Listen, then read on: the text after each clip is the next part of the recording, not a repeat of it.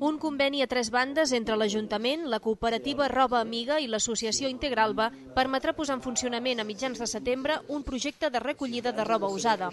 Durant el primer any de funcionament, l'objectiu és arribar a les 400 tones, però la fita ideal expressada pels responsables és aconseguir els 10 quilos per habitant i any. Hem de ser capaços de recollir molta més roba que en aquests moments no va per un conducte que ens sembla que hauria de ser l'adequat, i sobretot perquè hem de reduir l'aportació d'aquesta roba en l'abocador. En aquests moments tota aquesta roba bàsicament va a parar al contenidor verd. Es col·locaran 36 contenidors arreu de la ciutat, un per cada barri, i 4 més repartits a les 2 deixalleries.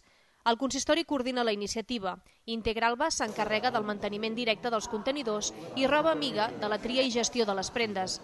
D'aquesta manera es generaran 6 llocs de treball. És un començament, en farem una bona difusió, estem, com dèiem, molt il·lusionats i m'imagino que el nostre servei acabarà també tenint una compensació en el sentit de que la gent mica en mica anirà abocant.